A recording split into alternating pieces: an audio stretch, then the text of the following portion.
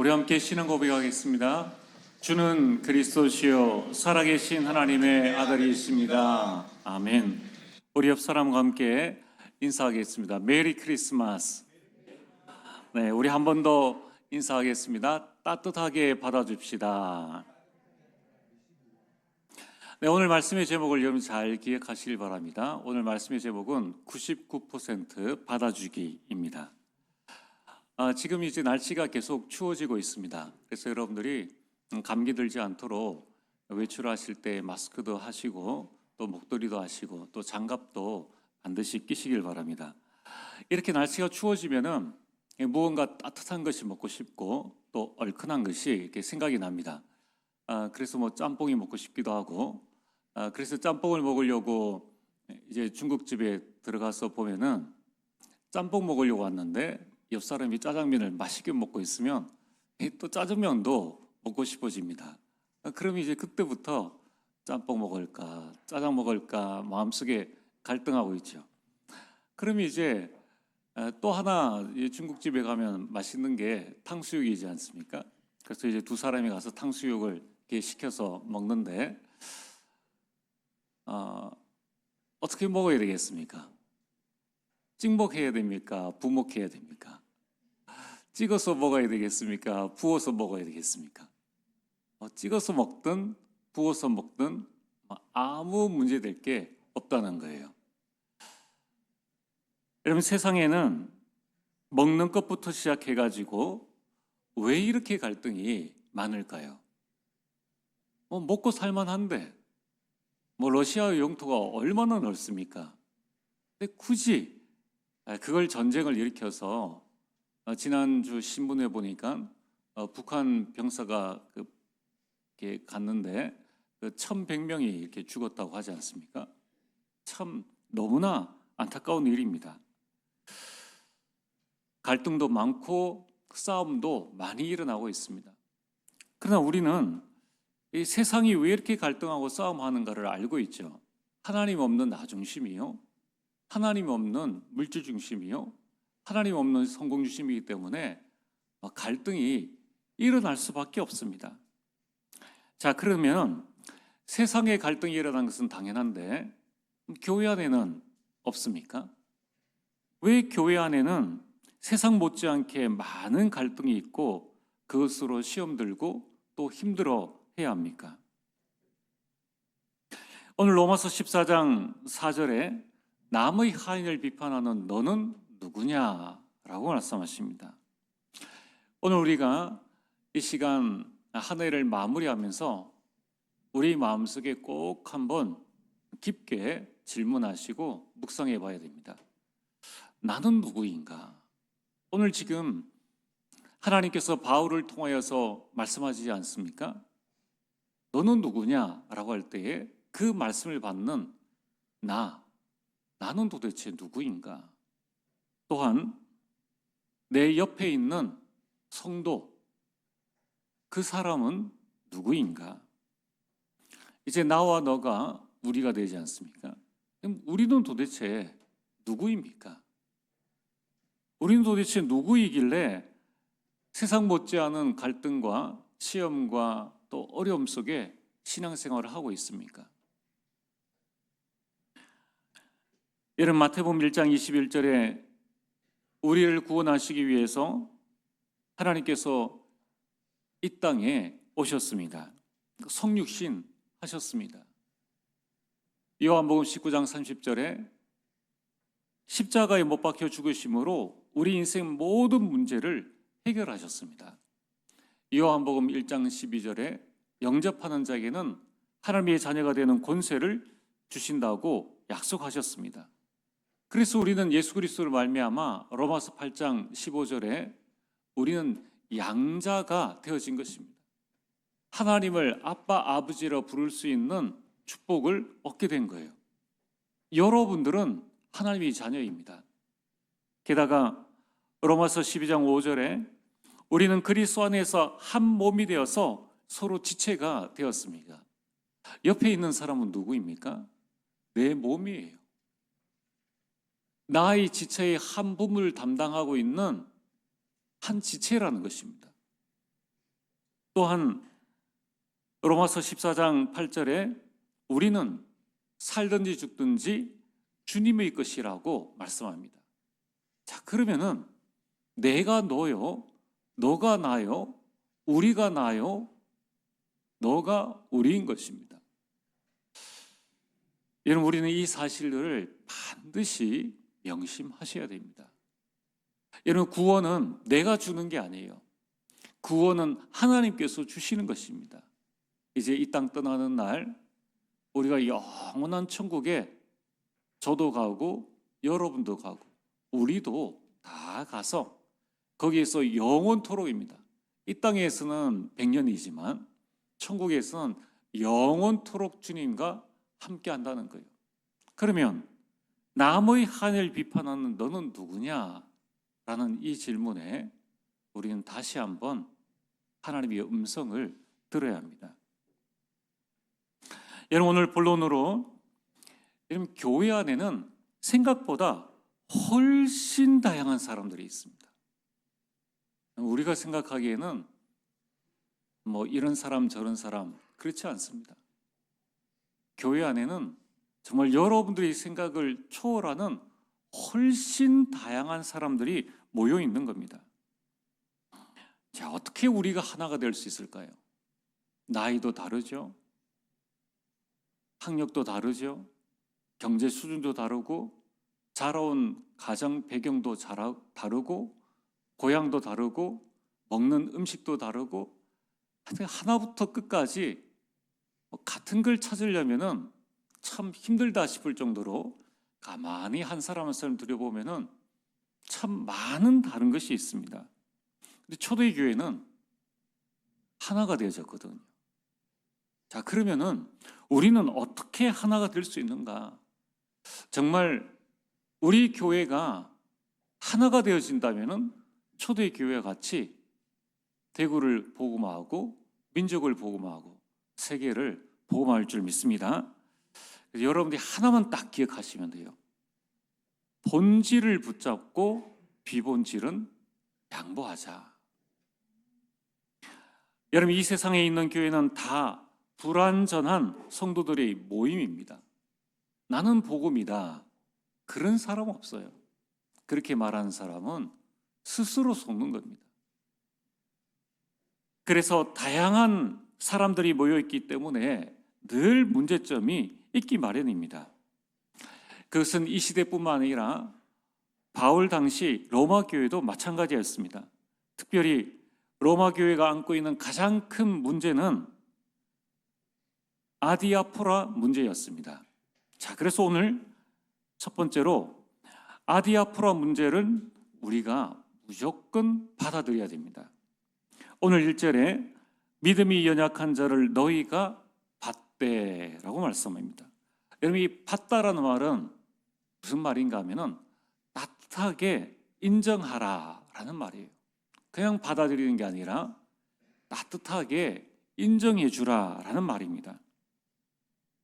자, 그러면 우리는 디아포라는 무엇이며, 이제 여기에 이 접두사 아가 붙어서 아디아포라 이렇게 해서 서로 반대의 개념을 가지고 있는데, 우리는 이것을 이 헬라의 한 단어이기 때문에 요 단어를 우리가 분명히 분별해야 됩니다. 로마서 12장 2절에 하나님이 선하시고 기뻐하시고 온전하신 뜻, 하나님의 뜻을 분별하려면은 디아포라가 무엇이며 아디아포라가 무엇인지를 우리는 분별해야 됩니다. 그래서 여기에 대한 설명이 길기 때문에 이제 한 단어로 이렇게 명명하게 되었습니다. 디아포라는 성경이 명백하게 말하고 있는 거예요. 주 너희 하나님을 섬기라. 이게 디아포라입니다. 그래서 십계명, 이게 디아포라인 거예요. 아디아포라는 뭡니까? 성경이 명백하게 말하지 않아서 임의로 할 수 있는 것입니다. 그래서 이것은 해도 좋고 안 해도 괜찮은 거예요. 안 해도 되는 게 아니고 안 해도 괜찮은 것. 이래도 좋고 저래도 되는 것입니다. 자, 예를 들면은 살인하지 말라. 이건 뭡니까? 디아포라죠. 그런데 쌍수는 뭡니까? 쌍꺼풀 수술은 뭡니까? 아디아포라예요. 해도 되고 안 해도 되는 거예요. 안식일을 기억하여 거룩히 지키라. 디아포로죠. 주일 예배를 몇 시에 드릴 것인가? 이거는 아디아포라입니다.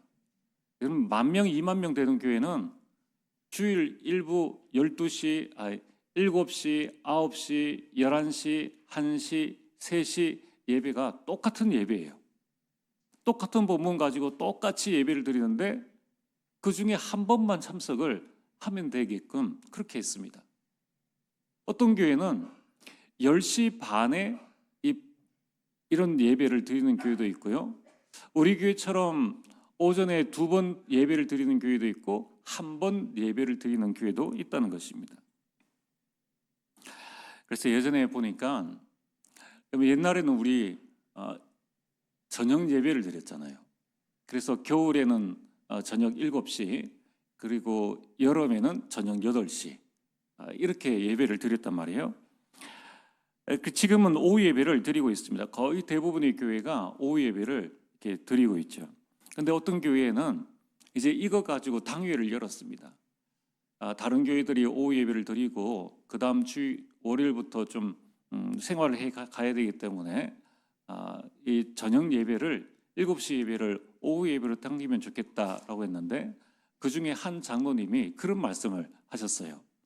내 눈에 흙이 들어가기 전에는 절대 못 옮긴다. 근데 흙 들어가기 전에 옮겼어요. 참 안타깝죠. 이게 아디아포라입니다. 그 때문에 얼마나 싸우는지 몰라요. 당회에서. 그럼 이래도 되고 저래도 괜찮은 건데 그걸 가지고 결사반대를 하는 겁니다. 여러분 예배 순서를 어떻게 해야 될 것인가? 어떤 경우는 광고를 먼저 합니다. 우리는 광고를 뒤에 하죠. 이건 아디아포란 거예요. 아무런 문제될 것이 없습니다. 여러분 아디아포라는 대수롭지 않은 이런 뜻입니다. 대수롭지 않다는 거예요. 해도 좋고 안 해도 괜찮은 것이고 이래도 좋고 저래도 되는 것이에요. 여러분 복음이라는 본질 이것 외에 나머지 모든 부분들은 아디아포라입니다. 이 믿는 사람들 안에서 아디아포라는 이래도 좋고 저래도 좋은 것이 많이 있습니다. 여러분 교회 안의 성도 간의 갈등의 99.9%는 이 아디아포라는 거예요. 비본질적인 문제입니다. 자, 여러분들 전도회에서 구역에서 또 여러분들 이런 모임에서 믿지 않는 자들과의 모임이 아니라 믿는 우리 간에서 일어나는 갈등의 거의 대부분이 99.9%가 바로 아디아포라는 거예요. 별로 중요하지 않은 문제입니다. 그런데 이것으로 감정을 자꾸 건드리는 거예요. 그래서 인격을 모독하게 되고 깊은 상처를 받게 되니까 이제는 본질은 놓쳐버리고 비본질 가지고 서로 치고받고 싸우는 이러한 분열이 생겨나는 겁니다. 여러분 이것을 가장 조심해야 됩니다.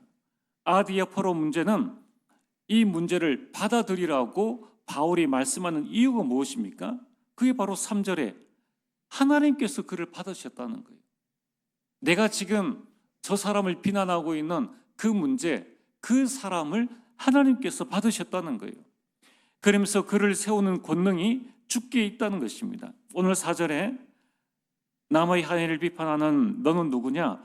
그가 서 있는 것이나 넘어지는 것이 다 자기 주인에게 있지 않느냐? 네가 왜 간섭하느냐는 거예요. 여러분 우리는 이 부분을 참 우리 삶 속에 많이 적용을 해야 합니다. 그를 세우시는 권능이 주께 있다는 거예요. 우리가 좀 연약하고 실수하는 사람들 위해서 기도해야 되는 것이지 그걸 가지고 비판 또 판단한다는 것은 성경 말씀에 맞지 않다는 것입니다. 왜 그렇습니까? 중요한 것은 10절과 12절 말씀입니다. 우리가 다 하나님의 심판대 앞에 서게 된다는 거예요. 누가 서게 되겠습니까? 비판하는 그 사람이 오히려 하나님의 심판대 앞에 서게 된다는 것입니다. 자, 오늘 본론 두 번째로 우리는 어떻게 하면은 이러한 이 하나가 될 수 있을 것인가?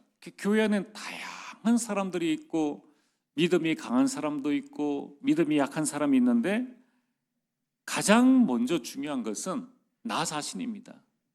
나 자신이 성숙한 그리스도인이 되면은 문제는 끝나는 거예요. 왜냐하면 빈본질의 문제를 가지고 내가 자꾸 지적하고 자꾸 상처를 주기 때문에 내가 성숙한 사람이 되어지면은 문제될 것은 없다는 것입니다. 이는 우리는 복음 안에서 이제 완전 자유자가 되어졌습니다. 로마서 8장 2절에 생명의 성령의 법이 죄와 사망의 법에서 저와 여러분들을 완전히 해방했습니다. 그래서 우리는 고린도후서 5장 17절 새로운 피조물이 되어졌습니다. 자, 중요한 것은 새로운 피조물이 되어졌다고 해서 이제 우리는 더 이상 얽매이지 않아도 됩니다. 우리가 가진 자유는 이 세상 어떤 것을 주고도 바꿀 수 없는 귀한 것입니다. 그러나 기억해야 될 것은 이 자유가 다른 사람들에게 시험거리가 되어 실족해야 할 우려가 있다면 우리는 그것을 잘못 사용하고 있는 것이 분명하다는 것입니다. 고린도전서 10장 23절과 24절에 바울이 로마 고린도 교회에 말씀하고 있습니다. 모든 것이 가하다. 예수 그리스도 믿은 우리에게는 모든 것이 다 가해요. 모든 것을 다 할 수 있다는 것입니다. 그러나 모든 것이 유익한 것은 아니라는 것입니다. 모든 것이 가하나 모든 것이 덕을 세운 것은 아니니 누구든지 자기 유익을 구하지 말고 남의 유익을 구하라. 여러분, 지금 로마 교회의 이 아디아포라 문제는 두 가지를 말씀합니다. 한 가지는 음식 문제요. 두 번째는 날의 문제, 절기 문제입니다. 당시 로마 교회 성도들 가운데에는 시장에서 판매되던 대부분의 고기가 이방신, 이교 신에게 바쳐진 우상의 제물이었기 때문에 이것을 꺼림직하게 생각하여서 아예 먹지 않는 사람이 있었어요. 그래서 채식만 하는 사람들이 있었습니다. 또 어떤 사람들은 유대교에 있었던 날들을 기억해서 유대교의 안식일, 또 유대교의 초막절이나 여러 절기 등 이런 특정한 날을 중요하게 여기는 사람들도 있었습니다. 그런가 하면은 이와는 반대로 우리는 이제 복음을 받았지 않느냐, 이제 더 이상 그게 무슨 필요가 있느냐, 아무거나 먹어도 되고 아무 날이나 상관없이 우리는 살면 된다, 이렇게 생각하면서 자유롭게 신앙생활을 하는 사람들도 있었습니다. 여러분, 우리가 아무리 자유롭지만은 우리 자유가 다른 사람에게 고통과 괴로움을 주고 그 영혼을 실족시킬 위험이 있다면 우리는 언제라도 그것을 기꺼이 포기할 수 있어야 합니다. 그래서 여러분, 이 사실을 알고 있었던 사도 바울은 어떤 결단을 했습니까? 고린도전서 18장 12절에 13절에 이같이 너희가 형제에게 죄를 지어 그 약한 양심을 상하게 하는 것이 곧 그리스도에게 죄를 짓는 것이니라. 여러분, 나의 자유함을 통하여서 다른 사람이 실족하게 된다면 그것이 곧 그리스도께 죄를 짓는 거라는 거예요. 아까 우리가 말씀하셨지 않습니까? 우리가 다 하나님 앞에 직고하리라. 그럼 죄가 뭡니까? 형제를 실족케 하는 게 그게 죄라는 거예요. 하나님께서 구원하신 그 사람, 예수 그리스도의 피로 말미암아 구원하신 그 사람을 아무것도 아닌 음식 문제로, 먹어도 되고 안 먹어도 되는 문제, 이 날을 지켜도 되고 안 지켜도 되는데 굳이 내가 그것을 끝까지 고집해가지고 연약한 자를 실족케 하는 것이, 그게 성경 말씀에 뭐라고 말씀합니까? 그리스도에게 죄를 짓는 것이니라. 술을 마셔도 돼요. 우리가 저희를 다 해도 됩니다. 근데 나의 술 마심이 교회에 온 새 가족에게 실족거리가 되어지고 그가 그날로부터 신앙생활을 포기한다면 그게 그리스도께 죄를 짓는 거라는 거예요. 여러분, 우리는 이 시대에 본질을 놓치지 말아야 됩니다. 그러나 비본질을 가지고 우리가 어떻게 살아야 될 것인가? 나의 유익을 구하지 말고 남의 유익을 구하라. 그러면서 13절에 그러므로 만일 음식이 내 형제를 실족하게 한다면 나는 영원히 고기를 먹지 아니하여 내 형제를 실족하지 않게 하리라. 그럼 이게 중요하다는 거예요. 지금 많은 교회가 무엇 때문에 이 분열이 되어집니까? 침례를 해야 되느냐 세례를 해야 되느냐에 따라서 침례교, 장로교가 갈라진 거예요. 어처구니 없는 일이지 않습니까? 물에 들어갈 수 있으면 들어가면 되고 물에 들어갈 수 없는 상황이면 세례를 주면 되는 거예요. 또 그 물도 없으면 손 얹어서 하면 되는 겁니다.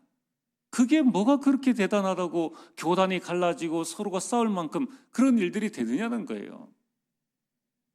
여러분, 교회 안에 일어나는 많은 일들을 보면은 아무 쓸데없는, 누가 먼저 의견을 내면 그 의견에 따라가도 되는 의견이 99.9%라는 거예요. 특별히 앞에서는 우리 중직자들과 목회자들이 정말 이 생각해야 될 부분이 뭐냐면은 우리가 복음을 가졌다고 마음껏 자유하다고 내 마음대로 써서는 안 된다는 거예요. 여러분, 목회자의 재정이 누구 겁니까? 성도들이 헌금으로 드려진 재정이라는 거예요. 내 월급이니까 내 마음대로 차를 사고 내 마음대로 집을 사고 내 거니까 내 마음대로 할 수 있어요. 그러나 그것이 그 사회의 기본적인 생각으로 말미암아 불신자에게 교회에 해를 끼치고 믿지 않는 자들이 손가락질을 받는다면은 그거는 그리스도의 죄를 짓는 것이라고 성경은 말씀하고 있고, 여러분, 이 바울이 누구입니까? 대전도자 바울 아닙니까? 그는 그 작은 음식 먹는 거 하나를 위해서 나는 영원히 고기를 먹지 않겠다라고 고백했다는 것입니다. 오늘 본론 세 번째로 어떻게 하면 우리가 하나가 되어질 것인가? 결국 99.9%의 문제는 내 개인의 성숙의 문제인 거예요. 내가 받아들임의 문제인 것입니다. 내가 어떻게 받아들일 것인가가 중요한 거예요. 여러분, 세상에 나랑 맞는 사람이 어디 있습니까? 내가 나하고도 안 맞는데 누가 나를 맞춰줄 수 있겠냐는 거예요. 아무도 없다는 것입니다. 중요한 것은 내가 그 사람을 어떻게 받아들이느냐, 나의 성숙과 나의 신앙과 나의 믿음의 문제라는 것이지 저 사람의 문제가 아니라는 거예요. 전라도 여자와 경상도 남자가 결혼을 해서 알콩달콩 신혼 살림을 잘 살고 있었습니다. 이제 남편이 퇴근해서 집에 오니까 아내가 남편을 위해서 맛있는 감자를 삶아서 대접을 이렇게 하게 되었습니다. 그래서 이제 아내가 맛있게 먹으라고 이렇게 갖다 줬는데 남편이 그 감자를 찍어서 이렇게 먹으니까 예전에 먹던 맛이 아닌 거예요. 보니까 설탕인 거예요. 그래서 아내 보고 이야기를 했습니다. 아니, 감자를 누가 설탕이 찍어 먹냐? 화를 이제 버럭 낸 거예요. 그러니까 아내가 하는 말이, 아니 여보, 누가 감자를 소금에 찍어 먹냐? 이 설탕에 찍어 먹고 설탕에 찍어 먹어야지 왜 소금에 찍어 먹느냐? 이것 가지고 경상도는 설탕에 찍어 먹고 전라도는 소금에 찍어 먹으니까 이 아내는 소금물을 갖다 줬는데 이 남편은 그게 설탕인 줄 알고 찍어 먹은 게 소금인 거예요. 그러니까 화가 나가지고 그렇게 한 겁니다. 그러니까 문제는 설탕이냐 소금이냐 이제 이 문제인데, 이제 그때 서로 감정이 상하니까 이 남편이 옥신각신 싸우다가 이 감정이 격해져 가지고 장인은 어떻고, 그러니까 아내는 15분이 어떻고, 이런 이제 감정까지 하지 말아야 될 말까지 나와서 결국 이혼하기로 하고 판사 앞에 이제 가게 된 것입니다. 이혼법정에서 두 사람의 이야기를 가만히 들은 이 판사가 하는 말이, 참 두 사람 어린아이도 아니고 참 어이가 없네요. 아니, 어떻게 감자를 소금이나 설탕에 찍어 먹습니까? 우리 강원도에는 된장에 찍어 먹습니다. 강원도에 된장에 찍어 먹는가 봐요. 이 말로 모든 것은 다 끝났습니다. 여러분, 우리는 내 기준이 되어서는 안 된다는 것입니다. 여러분, 우리는 기준을 하나님께 두어야 합니다. 내 행위가 남을 판단하는 기준이 되어서는 안 된다는 거예요. 내가 감자를 설탕에 찍어 먹는다고 소금 찍어 먹는 사람을 여러분 비난할 필요는 없다는 것입니다. 여러분, 우리가 그렇게 할 수 있는 은혜와 힘을 주신 하나님께 감사해야 되는 것이지, 우리는 감사할 것을 비판으로 바꾸는 이런 어리석음을 범하지 말아야 합니다. 있는 모습 그대로 받아야 합니다. 오늘 2절 말씀에 어떤 사람은 모든 것을 먹을 만한 믿음이 있고 믿음이 연약한 자는 채소만 먹느니라. 다 먹을 수 있는 사람은 다 먹을 수 있구나. 채소만 먹는 사람은 채소만 먹는구나. 있는 그대로를 받아주라는 거예요. 여러분, 우리는 살다 보면은 여러 가지 이 신앙이나 또 일들에 대한 상담을 이렇게 하게 됩니다. 여러분, 이때에 참 조심하셔야 됩니다. 만약 어떤 아내가 아이 때문에 속상함을 가지고 여러분들에게 왔습니다. 정말 아이 때문에 너무 속상해. 이렇게 말을 했다면은 여러분, 그 사람의 속상함은 받아줘야 돼요. 그게 뭐 속상하냐? 한바라 나는 지금 이런데, 그러면은 그때부터 모든 문은 닫혀지는 겁니다. 있는 모습 그대로 그분의 속상함 그대로를 받아주라는 거예요. 하지만 그 아이 정말 몹쓸 애구나 이렇게 해서 그 사람의 말에 동조하다가는 다른 사람을 매도할 수 있다는 거예요. 여러분, 우리는 어떻게 받아들여야 합니까? 있는 모습 그대로를 받아들이되 그것까지 받아들이고 검증되지 않은 부분들에 대해서는 더 이상 말을 하면은 안 되는 것입니다. 그래서 우리는 그리스도의 마음으로 받아야 합니다. 오늘 7절에서 9절에 우리 중에, 우리라는 것은 다 믿는 사람들을 지금 말하는 겁니다. 지금 로마 교회는 로마 강대국의 핍박과 유대교, 이스라엘의 온갖 핍박을 피해서 이제 모여진 믿는 자들인 거예요. 이러한 우리 중에 누구든지 자기를 위하여 사는 자도 없고 자기를 위하여 죽는 자도 없도다. 우리가 살아도 주를 위하여 살고 죽어도 주를 위하여 죽나니 그러므로 사나 죽으나 우리가 주의 것이로다. 그래서 어떻게 합니까?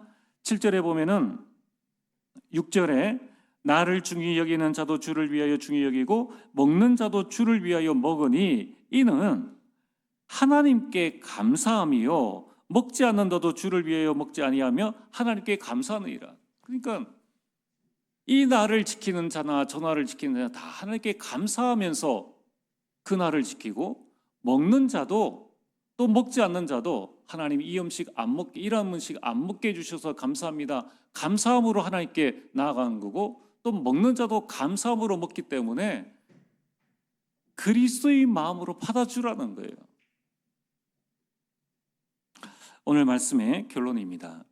여러분, 우리가 24 기도하는 것이 있죠. 24시. 그게 바로 138이지 않습니까? 그리스도 하나님 나라 오직 성령 충만입니다. 그렇다면은 여러분, 정말 하나님의 나라가 뭡니까? 하나님의 나라가 내 영혼 속에, 내 마음 속에, 여러분 내 생각 속에, 내 육신 속에, 또 우리가 저 대상자 속에 임하게 해달라고 기도하는데, 그 하나님 나라의 실체가 뭐냐면은 바로 로마서 14장 17절 말씀입니다. 17절에 하나님의 나라는 먹는 것과 마시는 것이 아니요 오직 성령 안에 있는 의와 평강과 희락이라. 여러분, 하나님의 나라는 하나님의 뜻, 하나님의 나라는 평강, 평화입니다. 희락이라는 것은 기쁨이라는 거예요. 그래서 우리는 하나님의 뜻을 이루고 성도 간의 평화와 기쁨을 누리기 위해서 우리가 할 것이 있습니다. 하나님의 나라가 내게 임하게 해주세요. 하나님의 평안이, 하나님의 기쁨이 내게 임하게 해주세요라고 기도하면서 계속 내 자유를 방종하게 쓰는 것은 맞지 않다는 것입니다. 그러므로 어떻게 해야 됩니까? 부딪힐 것이나 거치는 것을 두지 말아야 한다는 거예요. 오늘 19절에는 화평의 일과 서로 덕을 세우는 일을 힘쓰라는 것입니다. 그래서 21절에 보면 이것이 아름다운 일이라. 그러면서 22절과 23절에 하나님 앞에서 모든 일을 믿음으로 행하라는 거예요. 여러분, 오늘 우리 인생에 일어나는 많은 일들 가운데에 정말 비본질적인 부분 가지고 더 이상 갈등할 필요 없습니다. 이제 여러분들이 성숙한 그리스도인이 되어서 99.9%의 아디아포라를 받아들이고 승리하는 여러분들 되어지길 주의 이름으로 축복합니다. 전능하신 아버지 하나님, 참으로 감사를 드립니다. 하나님, 우리에게 은혜를 더하시사 정말 성숙한 그리스도인으로 이제 비본질적인 것에 휘둘리지 아니하고 온전히 받아줌으로 교회와 성도를 세워나가는 주의 백성 될 수 있도록 역사하여 주옵소서. 예수님 이름으로 기도리옵나이다. 아멘.